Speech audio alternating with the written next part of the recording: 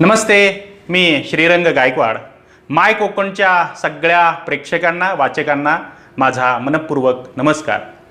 मी आज आपल्यासमोर आलो आहे तो महाराष्ट्राचा सगळ्यात मोठा सामाजिक आणि सांस्कृतिक उत्सव सोहळा असलेल्या पंढरीच्या वारीविषयी सांगण्यासाठी आपल्यासमोर मी आलो आहे. ही पंढरीची वारी आणि वारकरी परंपरा यांच्याविषयी मला जे आकलन झालेलं आहे ते आपल्यासमोर मी या डिजिटल वारीच्या उपक्रमातून मांडणार आहे. पंढरीची वारी अर्थात पंढरीची ही जी वारकरी परंपरा आहे, ही वारकरी परंपरा उलगडून सांगण्याआधी मी आपल्याला एक सांगू इच्छितो की याच महिन्यामध्ये दरवर्षी म्हणजे शेकडो वर्षांपासून ही पंढरपूरची वारी सुरू असते. याच महिन्यात महाराष्ट्राच्या कानाकोपऱ्यातून घराघरांतून वारकरी पंढरपूरच्या वारीसाठी निघतात.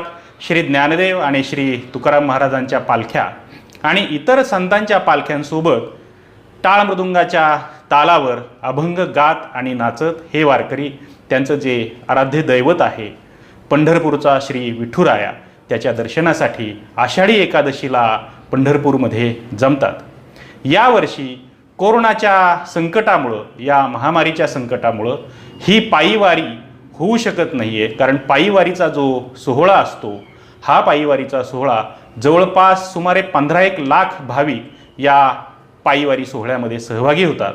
आणि हा जो कोरोनाचा रोग आहे किंवा हा जो संसर्ग आहे हा सामूहिक असल्यामुळं सरकारने आणि वारकऱ्यांच्या प्रतिनिधींनी एकत्र येऊन यंदाच्या वर्षी असं ठरवलं की हा पायीवारी सोहळा आपण रद्द करूयात. रद्द म्हणण्यापेक्षा हा आपण प्रातिनिधिक स्वरूपात करूयात आणि पायी पालखीमध्ये ज्या ज्ञानदेव तुकोबांच्या आणि इतर संतांच्या पालख्या पादुका जात होत्या त्या यंदाच्या वर्षी आपण वाहनांमधून नेऊयात. अगदी वेळ पडली तर हेलिकॉप्टरमधून नेऊयात असा निर्णय झाला. आणि यंदा पंढरीची वारी ही घरात बसूनच करायची आहे किंवा अनुभवायची आहे. त्यामुळं सगळे भाविक, सगळे वारकरी आतुरतेने दरवर्षी ह्या पंढरीच्या वारीची वाट बघत असतात. याच्याविषयी एक थोडक्यात मी सांगतो असं की एकूण ज्या पालख्या आहेत महाराष्ट्रभरातल्या त्याच्यातल्या प्रमुख संतांच्या ज्या पालख्या आहेत, ज्यांना मानाच्या पालख्या असं म्हणतात, त्या म्हणजे श्री संत ज्ञानेश्वर माऊली ही पालखी आळंदीवरून निघते. श्री संत तुकाराम महाराज ही पालखी पुण्याजवळच्याच देहूवरनं निघते. श्री संत एकनाथ महाराज ही पालखी पैठणवरनं निघते. श्री संत निवृत्ती महाराज ही पालखी नाशिकजवळच्या त्र्यंबकेश्वरवरून निघते. श्री मुक्ताई महाराज म्हणजे ज्ञानदेवांची जी धाकुटी बहीण आहे त्या संत मुक्ताबाईंची पालखी जळगाव जिल्ह्यातल्या मेहूण या गावावरनं निघते.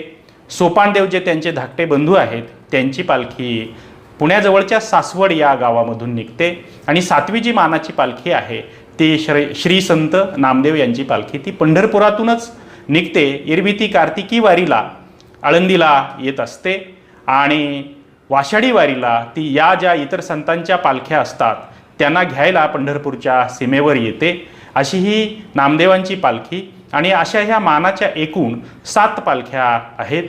सुमारे 150 पालख्या या पंढरपूरला जात असतात आणि त्यांच्यासोबत अनेक दिंड्या असतात. दिंड्यांमध्ये वारकरी असतात. असे सुमारे 15 लाख भाविक पंढरपुरात या दिंड्यांच्या समवेत जातात. खरं तर वारीचे 2 प्रकार आहेत. एक संतांची वारी आहे आणि एक देवाची वारी आहे. देवाची वारी म्हणजे मी ज्या आत्ता आषाढी वारीविषयी आपण जे बोलत आहोत ही वारी म्हणजे विठुरायाच्या भेटीला जाणारी देवाची वारी. आणि संतांची वारी म्हणजे संतांच्या गावाला ज्या वाऱ्या जातात, विशेषतः कार्तिकी महिन्यातली जी आळंदीची वारी असते ती संतांची वारी. म्हणजे श्री संत ज्ञानदेवांच्या गावी पंढरपूरवरून नामदेव महाराज भेटायला येतात आणि महाराष्ट्रभरातून आळंदीला हे वारकरी जातात. म्हणून ही वारकऱ्यांची वारी किंवा संतांची वारी असं म्हणतात. आता ही वारी किंवा हा देव कधीपासून पंढरपुरात उभा आहे? कारण ज्या प्रदेशामध्ये वारी करतात तो प्रदेश म्हणजे महाराष्ट्र अशी व्याख्या समाजशास्त्रज्ञ इरावती कर्वे यांनी केलेली आहे. परदेशी पर्यटकांना, संशोधकांना आणि विद्वानांना या वारीविषयी मोठं कुतूहल असं वाटत आलेलं आहे की एवढा मोठा पालखी सोहळा काही शेकडो किलोमीटर अंतर चालून जात दरवर्षी हे वारकरी कसे चालतात आणि अभंग संतांचे कसे म्हणतात, का म्हणतात, त्यांचे एवढे अभंग पाठ का असतात, हा देव नेमका इथं कधीपासून उभा आहे, अशी उत्सुकता सगळ्यांनाच असते समाजामध्ये. तर ज्ञात माहितीनुसार हा जो पंढरपूरचा श्री विठ्ठल आहे, एक आरती आहे बघा, संत नामदेवांनी खूप छान वर्णन पंढरपूरच्या विठ्ठलाचं केलेलं आहे. आणि युगे 28 विटेवरी उभा, वामांगी रुखुमाई दिसे दिव्य शोभा, अशी आरती सगळ्यांनीच गणपतीमध्ये गायलेली असते. घरात काही पूजा अर्चा असते तेव्हा ही विठ्ठलाची आरती गातात. विठ्ठल हा लोकदैवत आहे, विठ्ठल हा कुळीचे दैवत आहे आणि या विठ्ठलाशिवाय आम्ही दुसरी कशाचीही भक्ती करत नाही, असं शेकडो लाखो वारकरी म्हणतात. असा श्री विठ्ठल हा युगे 28 पंढरपूरमध्ये उभा आहे असं पुराणांमध्ये सांगितलेलं आहे. आता युगे 28 म्हणजे नेमकी किती वर्ष, तर असं म्हणतात गोकुळचा जो श्रीकृष्ण आहे, हा श्रीकृष्णच विठ्ठलाचं रूप घेऊन कलियुगामध्ये पंढरपूरमध्ये आला. द्वापार युगामध्ये श्रीकृष्ण गोकुळामध्ये नांदत होता, मथुरेमध्ये काही काळ राज्य करत होता आणि नंतर द्वारकेमध्ये वास्तव्याला गेला. हाच कलियुगामध्ये विठ्ठलाचं रूप घेऊन पंढरपुरात आला. तिथं यमुना नदीकाठी त्याचे सगळे सवंगडी खेळ खेळायचे, गुरं सांभाळायचे. ते सगळे सवंगडी राधा रुक्मिणी या सगळा लवाजमा घेऊन तो भूतलावरचं वैकुंठ असं ज्याला म्हणतात त्या पंढरपुरात आला आणि बासरी आणि जनावरं हे सगळ्या गोष्टी नदीच्या कडेलाच ठेवून विटेवर तो नदीच्या कडेला उभा राहिला, चंद्रभागेच्या तटी उभा राहिला.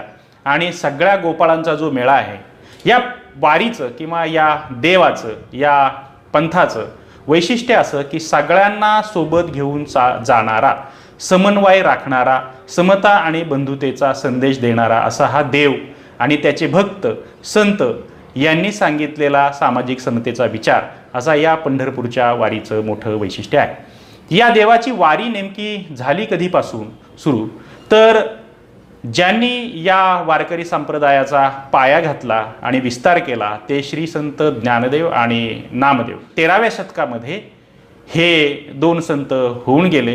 त्याच्यापैकी नामदेव हे पंढरपूरचे आणि ज्ञानदेव हे पुण्याजवळच्या आळंदी गावचे.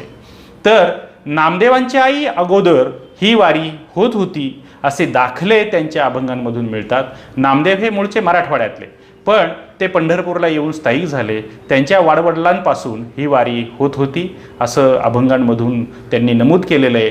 इकडं ज्ञानदेवांचा सुद्धा त्यांचे वडील त्र्यंबकपंत हे सुद्धा वारी करत असल्याचे दाखले ज्ञानदेव देतात, इतर संतही सांगतात. म्हणजे या दोन्ही संतांच्या घरामध्ये पिढ्यानपिढ्या ही पंढरीची वारी होती. महाराष्ट्राच्या शेकडो घरांमध्ये अशी पिढ्यानपिढ्या ही पंढरीची वारी आहे. तर मुळात या वारीला सामूहिक स्वरूप प्राप्त झालं ते 13व्या शतकामध्ये.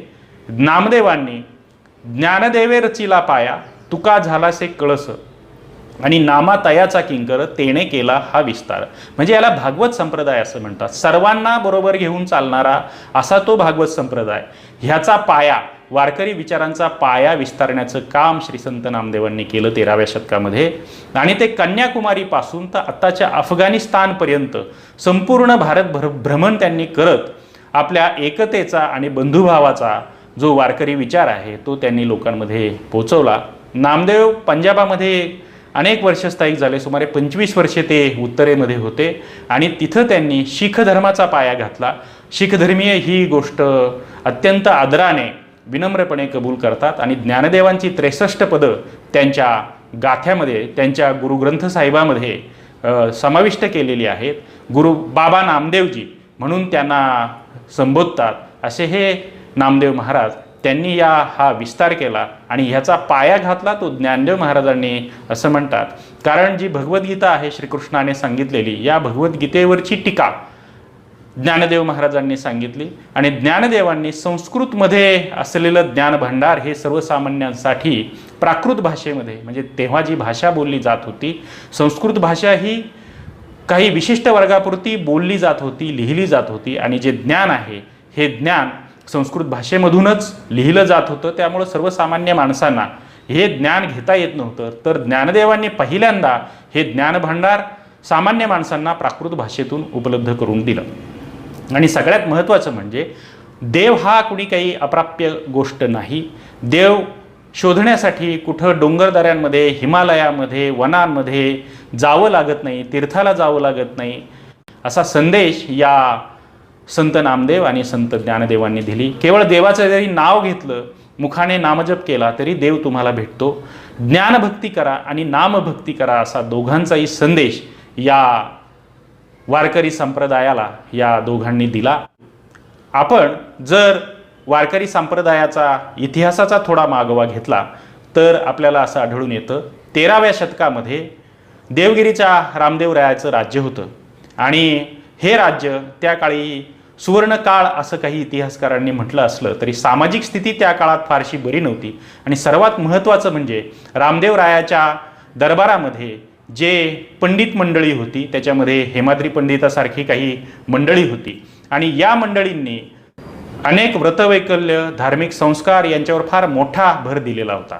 ही व्रतवैकल्य हिंदू धर्मातली फार करणं सामान्य माणसांना, गोरगरिबांना शक्य नव्हतं. अशा काळात एखादा असा धर्मपंथ सोपा की ज्याला अनुसरता येईल आणि ज्याने देवाची भक्ती करता येईल अशा धर्माची, अशा पंथाची आवश्यकता होती आणि ही पोकळी भरून काढली ती नामदेवरायांनी. खरं तर या हेमाद्री पंडितांनी चतुर्वर्ग चिंतामणी नावाचा एक ग्रंथ लिहिला ज्याच्यात सुमारे 2500 व्रतवैकल्य सांगितलेली आहेत. आता 2500 व्रतवैकल्य म्हणजे एका दिवसाला किती व्रतवैकल्य याची एक यादीच जणू दिली होती. आणि मुळात ही राजाच्या दरबारातून, राजाच्या दरबारात असलेल्या माणसाने, सरकारात असलेल्या माणसाने सांगणं म्हणजे याचा अर्थ याचं कंपल्शन या सामान्य जनतेवर झालं होतं आणि सामान्य जनता ही व्रतवैकल्य करू शकत नव्हती. त्याच्यामुळं नामदेवांनी या भागवत धर्माचा, या वारकरी विचारांचा पाया घातला आणि सर्वसामान्य माणसाला देव आपल्या कामातच राम शोधणं किंवा कामातच देव शोधणं हे विचार त्यांनी आपल्या या वारकरी विचारांमधून दिले. संत नामदेव आणि संत ज्ञानदेव ही जोडगोळी तेव्हा महाराष्ट्रामध्ये त्यांनी या वारकरी विचारांचा पाया घातला. मला असं वाटतं स्वातंत्र्य, समता आणि बंधुता ही जी त्रिसूत्री आपल्या लोकशाहीने आपल्याला दिलेली आहे त्याची बीज कुठंतरी या पंढरीच्या वारीमध्ये किंवा वारकऱ्यांच्या विचारांमध्ये रुजलेली आपल्याला दिसतात. त्या काळामध्ये म्हणजे 13व्या शतकामध्ये इतर धर्मपंथ काहीसे प्रभावहीन म्हणावेत असे झाले होते. त्या काळात महानुभव पंथ होता, त्या काळात लिंगायत धर्म होता, त्या काळामध्ये जैन होते, बौद्ध होते आणि हे सगळे धर्म असतानाही अशा प्रकारची धार्मिक चळवळ सुरू करण्याची गरज का भासली असावी तर सर्वसामान्य माणसांना सोपा वाटणारा, मुक्ती देणारा असा धर्म त्या काळात नव्हता आणि देव ही फार अप्राप्य गोष्ट झाली होती. आणि त्याच्यासाठी म्हणून नामदेवांनी हा सगळा या वारकरी विचारांचा विस्तार केला. म्हणून वारकरी विचार किंवा संतांचे विचार हे महाराष्ट्राच्या कानाकोपऱ्यामध्ये, इव्हन भारतभर हे सगळे जे मानवतेचे विचार आहेत ते लोकांना पटले, म्हणून ते लोकांमध्ये रुजले आणि आज 700 वर्ष उलटून गेली तरी ही पंढरीची वारी आणि संतांचे विचार कायम आहेत. आपण आणखी चर्चा करत राहणारच आहोत. पुढच्या भागामध्ये आपण नामदेवांच्या भोवती जी संत मांदियाळी जमली ही विविध जाती धर्मांमधली होती, कोणकोणत्या जातीमधली होती, कोणकोणत्या धर्मामधली होती, कोणत्या धर्माचा या वारकरी विचारांवर काय प्रभाव पडला याबाबतची चर्चा करणार आहोत. तोपर्यंत नमस्कार, धन्यवाद.